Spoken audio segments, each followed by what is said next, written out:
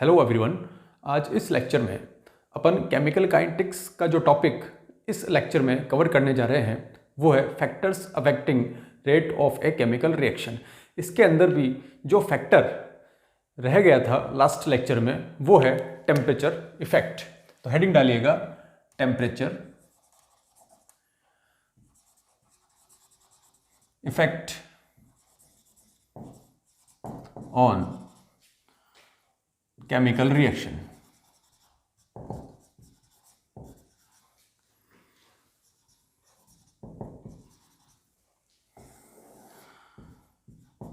किसी chemical reaction की rate के ऊपर टेम्परेचर का क्या इफेक्ट होता है, इसको समझने के लिए अपन डिफरेंट टाइप की केमिकल रिएक्शंस के ग्राफ्स को अपन यहाँ स्टडी करने जा रहे हैं। तो आप एक कॉलम बना लीजिएगा, इसमें एक तरफ लिखिएगा type of chemical reaction,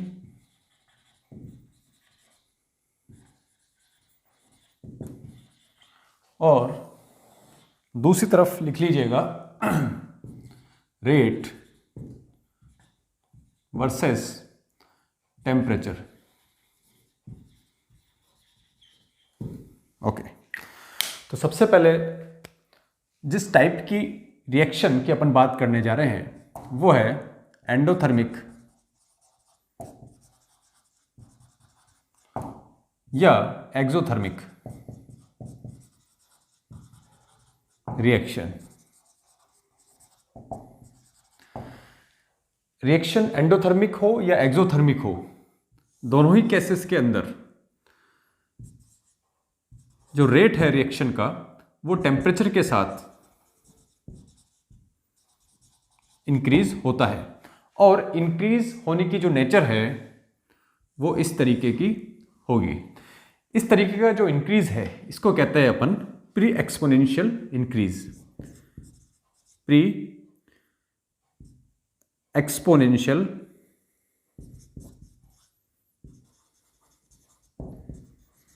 pre exponentially increase.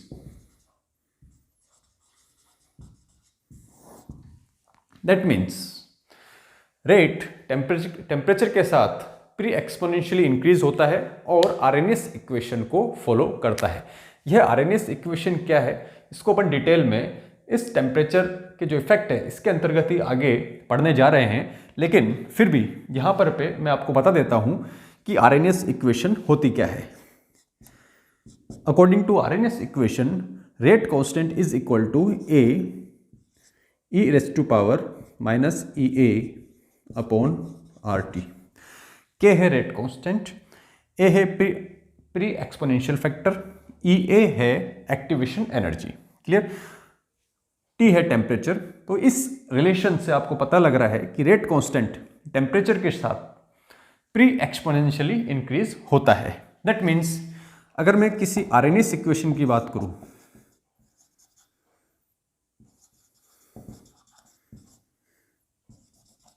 RNS type equation, RNS type equation,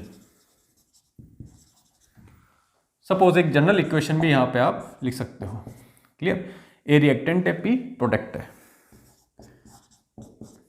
इसके लिए जो अपन को ग्राफ मिलेगा वो इस तरीके का मिलेगा, rate versus temperature. Pre exponentially increase होगा। क्लियर?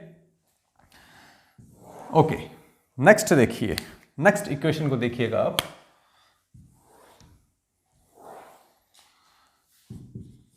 वही type of reaction, rate versus temperature. देखिएगा ध्यान से, नेक्स्ट टाइप की रिएक्शंस देखिएगा आप। Third, photochemical reactions. Photochemical reactions,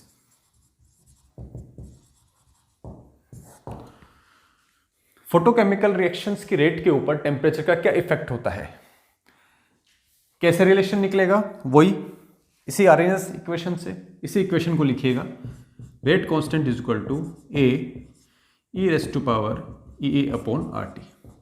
but for photochemical reactions activation energy is 0. Clear. E A की value यहां पे पुट करूंगा 0, तो K इज इक्वल टू मिलेगा मेरे को A. That means K is independent of temperature. तो जो ग्राफ की नेचर आएगी यहां पर रेट वर्सेस टेम्परेचर के बीच में, वो आएगी स्ट्रेट लाइन. क्लियर. नेक्स्ट देखिएगा एंजाइम कैटालाइटिक रिएक्शंस.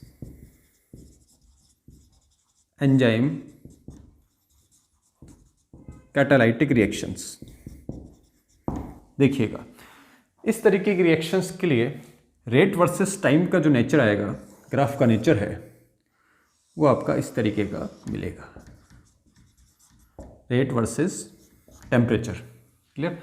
ऐसा क्यों? इनिशियली जैसे जैसे टेम्परेचर इंक्रीज होगा रेट इंक्रीज होगा, लेकिन एक पर्टिकुलर टेम्परेचर के बाद rate of reaction, rate of enzyme catalytic reactions decrease होने लगती है, क्योंकि एंजाइम्स आर प्रोटीन्स और एक पर्टिकुलर टेम्परेचर के बाद प्रोटीन का डीनेचुरेशन होना स्टार्ट हो जाता है, और अगर प्रोटीन डीनेचुरेट हो जाएगा तो रिएक्शन की रेट डिक्रीज होना स्टार्ट कर देगी. ओके. अब जो नेक्स्ट रिएक्शन है वो है, फिफ्थ है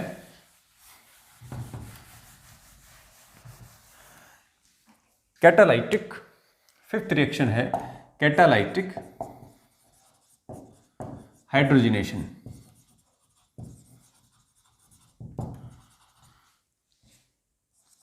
ऑफ साइक्लोहेक्सीन.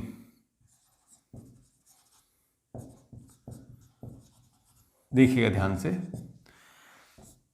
साइक्लोहेक्सीन, इसका हाइड्रोजनेशन करेंगे इन द प्रेजेंस ऑफ निकल, आपको मिलेगा साइक्लोहेक्सेन.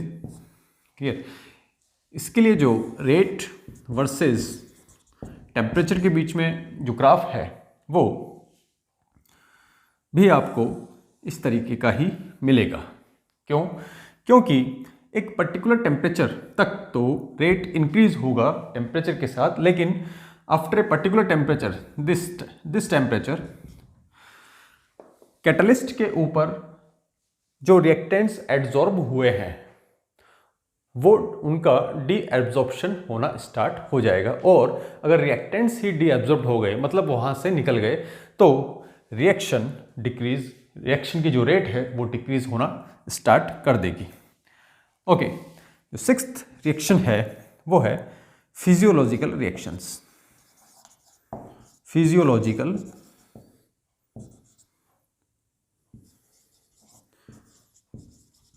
रिएक्शंस.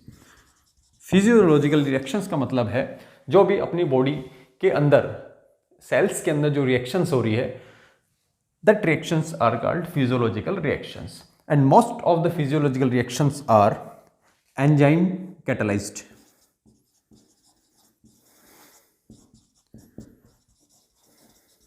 क्लियर. और एंजाइम कैटालाइज्ड है तो जो नेचर एंजाइम कैटालाइटिक रिएक्शंस का होगा वही नेचर फिजियोलॉजिकल रिएक्शंस का होगा. दैट मीन्स इन रिएक्शंस के लिए भी रेट वर्सेस टेम्परेचर ग्राफ की नेचर की बात करूं तो वो भी इस ट्रेंड को फॉलो करेगा. क्लियर. अब अपन कुछ एंटी आरएनएस इक्वेशंस की यहां पर बात करेंगे. एंटी आरएनएस इक्वेशंस क्या होती है? जैसा कि नाम से पता लग रहा है, वो रिएक्शंस जो Arrhenius equation that is K is equal to A small e power minus EA upon RT को फॉलो नहीं करती. That reactions are called anti Arrhenius equation. तो इसमें फर्स्ट है 2NO plus O2 gives you 2NO2. ये reaction जो है उसको कहते हैं अपन एंटी Arrhenius equation. Very famous equation, काफ़ी एग्जामिनेशंस में पूछी जाती है. इनके लिए जो रेट वर्सेस टेम्परेचर का जो ग्राफ है उसका नेचर इस तरीके का होता है, आपको ध्यान रखना है। सेकेंड, कंबशन रिएक्शंस, या हेडिंग डालिएगा, ये जो अपन स्टडी कर रहे हैं ये कौन सी रिएक्शंस है? Anti RNS equations. क्लियर? इसमें नंबर 1 है ये वाली, एंड नंबर 2 देख लीजिए, combustion reactions.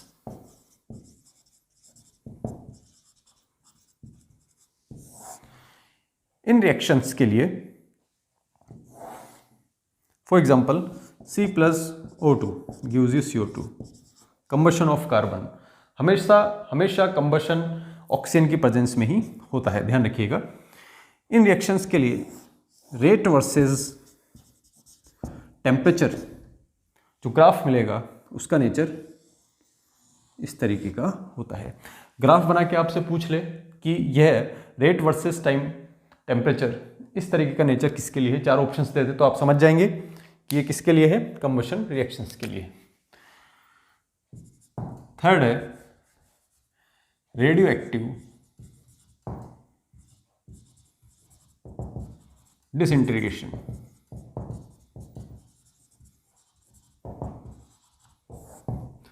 Radio active disintegration, nucleus के अंदर न्यूक्लियंस के बीच में जो अट्रैक्शन है, उस अट्रैक्शन की स्टडी को कहते हैं अपन रेडियो एक्टिव डिसइंटीग्रेशन। अट्रैक्शन बहुत स्ट्रांग होता है, इसके ऊपर टेम्परेचर का इफेक्ट नहीं होता है। अगर आपको ऑप्शन में दे दे टेम्परेचर का इफेक्ट रेडियो एक्टिव डिसइंटीग्रेशन के ऊपर नेग्लिजिबल होता है और दूसरा ऑप्शन वो नहीं होता है, तो इसका राइट आंसर है नहीं होता है। मीन्स स्ट्रेट लाइन आपको मिलेगी। न्यूक्लियस से अल्फा बीटा गामा, किसी एटम से अल्फा बीटा गामा पार्टिकल का निकलना और नए एटम का बनना, that is called radioactive decay, और वो फर्स्ट ऑर्डर काइनेटिक्स को फॉलो करता है। ध्यान रखिएगा यहाँ पे डिफरेंस को। फोर्थ है एक्सप्लोजिव रिएक्शंस।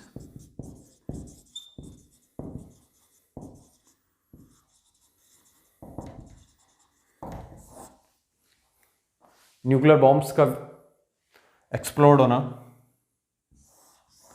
इस तरीके की जो रिएक्शंस है उनके लिए रेट वर्सेस टेम्परेचर के बीच में अगर ग्राफ की बात करूं तो इनिशियली रेट इंक्रीज होगी और एक पर्टिकुलर टेम्परेचर के बाद चेन रिएक्शन स्टार्ट हो जाएगी और रेट बड़ी तेजी से इंक्रीज होगी। क्लियर? और एक्सप्लोजन होना स्टार्ट हो जाएगा। क्लियर? तो ये बात करी अपन ने डिफरेंट टाइप की रिएक्शंस की रेट टेम्परेचर के साथ किस तरीके से वेरी करती है। क्लियर? तो अब इस टेम्परेचर इफेक्ट को समझाने के लिए 2 तरह की थ्योरीज दी गई। तो हेडिंग डालिएगा theories of temperature effect. Heading डालिएगा theories of temperature effect.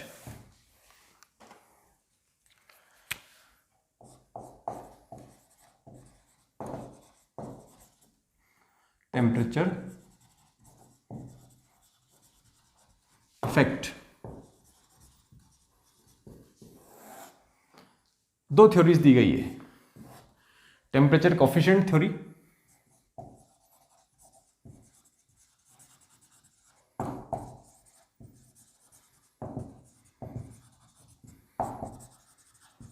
And second है आरएनएस थ्योरी।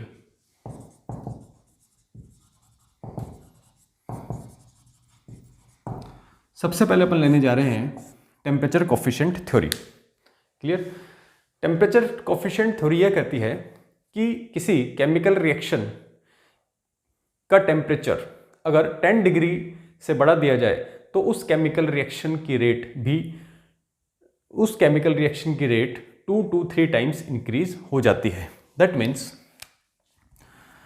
अगर किसी केमिकल रिएक्शन का T टेम्परेचर पर रेट कांस्टेंट KT है, क्लियर, और टेम्परेचर को 10 डिग्री से बढ़ा दिया जाए तो जो रेट कांस्टेंट होगा वो होगा KT + T। क्लियर? और इन दोनों रेट कांस्टेंट का जो डिफरेंस है वो होगा 2 to 3 times. Clear? And it is called temperature coefficient. It is called temperature coefficient. तो एक चीज आप ध्यान रखिएगा, जब भी मैं टेम्परेचर कोफिशिएंट वर्ड को यूज में ले रहा हूं उस वक्त यह जरूरी है कि दो डिफरेंट टेम्परेचर्स है उनके बीच का डिफरेंस 10 डिग्री होना जरूरी है। क्लियर? ओके। अब अगर कोई पर्टिकुलर केमिकल रिएक्शन दो डिफरेंट टेम्परेचर्स पे हो रही है और इन दो डिफरेंट टेम्परेचर्स के बीच का डिफरेंस अदर देन 10 डिग्री है, तब अपन किस तरीके से फाइंड आउट करेंगे कि उस रिएक्शन का रेट कितने टाइम्स इंक्रीज हुआ है। तो इसको एक सिंपल से एग्जांपल से अपन समझेंगे। यहाँ पे इसको मैं यहाँ पे रब कर देता हूं आर्मीज थ्योरी को, देखिएगा ध्यान से। सपोज किसी रिएक्शन का टेम्परेचर 10 डिग्री से बढ़ाकर मैं करता हूं 20 डिग्री। क्लियर? तो मुझे पता है कि रेट जो इंक्रीज होगी, रेट ऑफ रिएक्शन, वो होगी 2 टाइम्स। क्लियर? अगर टेम्परेचर, सपोज यहां सेल्सियस ले लेता हूं मैं, अगर टेम्परेचर 20 डिग्री सेल्सियस से बढ़ाकर 30 डिग्री सेल्सियस कर दूं तो जो टेम्परेचर होगा वो जो पहले रेट था उसका डबल होगा। That means 2 × 2 is equal to, इसको मैं ऐसे भी लिख सकता हूं 2⁴। क्लियर? सॉरी 2⁴ अगर टेम्परेचर 30 डिग्री सेल्सियस से बढ़ा के 40 डिग्री सेल्सियस कर दूं तो जो रेट होगी वो जो पहले से रेट है उसका डबल हो जाएगा। That means 2⁻3। अगर टेम्परेचर 40 डिग्री सेल्सियस से बढ़ाकर मैं कर दूं 50 डिग्री सेल्सियस तो जो रेट है वो जो पहले से रेट है उसका डबल होगा। That means 2⁻4। अगर टेम्परेचर 50 डिग्री सेल्सियस से बढ़ाकर 60 डिग्री सेल्सियस बढ़ा दिया जाए तो जो रेट होगी वो जो पहले वाली रेट है उसका डबल हो जाएगा। That means 2⁵। तो इस ट्रेंड को फॉलो करते हुए एक जनरल एक्सप्रेशन अगर मैं निकालूं जिससे कि इतना टेम्परेचर इंक्रीज होने पे रेट कितना इंक्रीज होए वो फाइंड आउट किया जा सके, तो आप देखिएगा। सपोज इनिशियली रिएक्शन का जो टेम्परेचर है वो T है एंड फाइनल T2 जो है वो अपन को पता नहीं, अदर देन 10 डिग्री है। सपोज वो डिफरेंस जो है वो डेल्टा T है। क्लियर? ओके। तो जो रेशियो आएगा वो होगा म्यू क्या है? Temperature coefficient ⁻∆T/10। क्लियर? यहां पर आपको एक चीज ध्यान रखनी है कि इफ, नोट लगा के लिख लीजिएगा ऊपर, very important, if temperature coefficient is not given,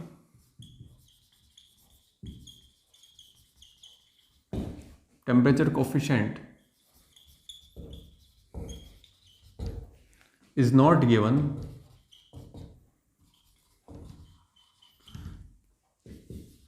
then consider its value equal to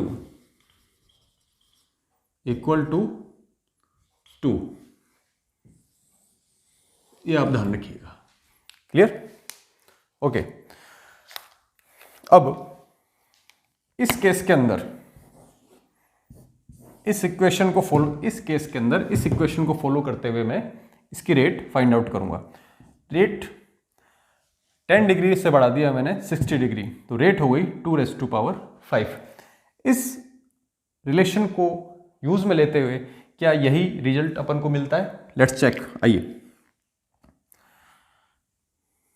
के T plus delta T 10 to 60, तो 60 minus 10 is equal to 50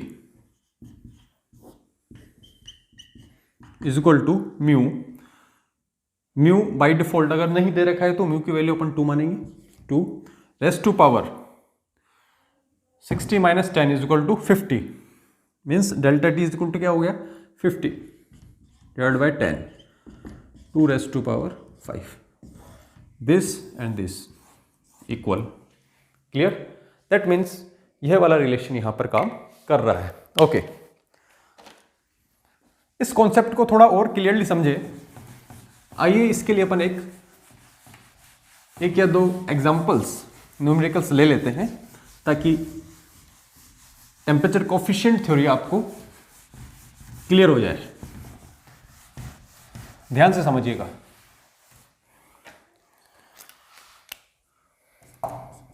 suppose आपको दे रखा है कि किसी रिएक्शन की रेट, किसी रिएक्शन का टेम्परेचर 30 डिग्री से 60 डिग्री कर दिया जाता है। क्लियर? और आपसे फाइंड आउट किया जाता है कि how many times the rate of the given reaction is increase. तो कैसे फाइंड आउट करेंगे कि इनिशियली कितना है 30 plus 60 is equal to mu की value, if temperature coefficient is not given क्या कंसिडर करेंगे 2 रेज़ टू पावर, कितना डिफरेंस है 60 minus 30 divide by 10 is equal to 2 raise to power 3 means 8 times, means reaction की जो rate है वो 8 times increase हो गई है। अगर यहाँ पे सपोज ये डिग्री सेल्सियस है, ये डिग्री सेल्सियस है। क्लियर? अगर आपसे इस तरह पूछ लिया जाए कि रिएक्शन का टेम्परेचर 30 केल्विन से 60 केल्विन कर लिया जाए तब क्या होगा? आप यहाँ ध्यान दीजिए कि यहाँ पर जो अपन ले रहे हैं that is difference delta T. Clear? तो डिफरेंस चाहे डिग्री सेल्सियस में दे रखा हो आपको क्वेश्चन के अंदर, प्रश्न में पूछा गया हो, या केल्विन के अंदर, डिफरेंस तो सेम ही रहेगा, चाहे टेम्परेचर की यूनिट डिग्री सेल्सियस हो या केल्विन हो। ओके, एक तरीके का और क्वेश्चन है, आप उसको ध्यान से देखिएगा। सपोज एक रिएक्शन दे रखी है और आपसे ये बोल रखा है कि रिएक्शन का टेम्परेचर 10 डिग्री से 20 डिग्री करने पर उस रिएक्शन की रेट 1.5 टाइम्स इंक्रीज होती है। जब रिएक्शन का टेम्परेचर 10 डिग्री सेल्सियस से 20 डिग्री सेल्सियस कर दिया जाए तो उस रिएक्शन की रेट 1.5 टाइम्स इंक्रीज हो जाता है। Clear? Then find out temperature coefficient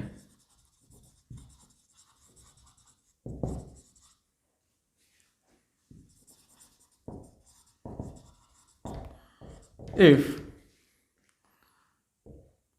temperature of the reaction is increased by 50 degree Celsius. Find out करना है। तो आप ध्यान से देखिए, ये सब आपको टाइम वेस्ट, आपको पागल बनाया जा रहा है। इसका आंसर इसी ने खुद नहीं दे दिया। जब 10 डिग्री से 20 डिग्री सेल्सियस किया जाता है, डिफरेंस कितना है 10, और हमने पढ़ा था कि टेम्परेचर कोफिशिएंट की जब भी बात करेंगे तो जो डिफरेंट टेम्परेचर्स है उनके बीच में डिफरेंस 10 डिग्री का होना चाहिए, और यहाँ पर 10 डिग्री का डिफरेंस है और कितना टाइम्स इंक्रीज हो रहा है 1.5 times. That means temperature coefficient क्या हो गया 1.5। सॉल्व करने की जरूरत ही नहीं है। क्लियर? तो आई थिंक आपको टेम्परेचर कोफिशिएंट के बारे में डिटेल में समझ में आ गया होगा। क्लियर? अब देखिए इसकी क्या लिमिटेशंस हैं। लिमिटेशंस देखिए आप इसकी। टेम्परेचर कोफिशिएंट के अंदर अपन किसी रिएक्शन का टेम्परेचर इंक्रीज कर रहे हैं, तो जब भी किसी रिएक्शन का अगर आप टेम्परेचर इंक्रीज करेंगे तो मॉलिक्यूल्स, जो रिएक्टेंट मॉलिक्यूल्स हैं, उनकी काइनेटिक एनर्जी इंक्रीज होगी। क्लियर? इनकी क्या इंक्रीज होगी? काइनेटिक। टेम्परेचर इंक्रीज करेंगे, काइनेटिक एनर्जी इंक्रीज होगी, काइनेटिक एनर्जी इंक्रीज होगी। क्लियर? तो कोलिजन्स इंक्रीज होंगे, कोलिजन फ्रीक्वेंसी और जल्दी जल्दी मॉलिक्यूल्स, रिएक्टेंट मॉलिक्यूल्स आपस में कोलाइड होंगे, कोलिजन फ्रीक्वेंसी इंक्रीज होगी तो इफेक्टिव कोलिजन्स इंक्रीज होंगे।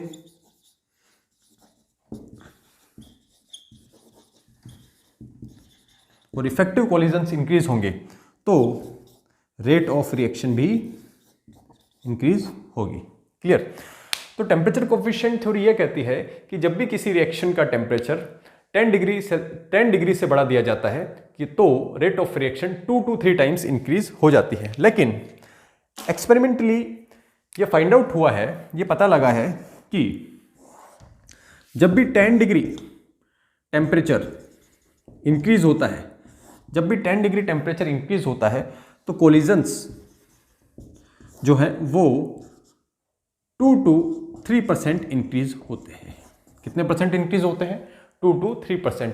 लेकिन टेम्परेचर कोफिशिएंट थोड़ी यह कह रही है कि 10 डिग्री टेम्परेचर इंक्रीज होने पर reaction 2 to 3 times, that means rate of reaction जो है 200% टू 300% इंक्रीज हो रही है।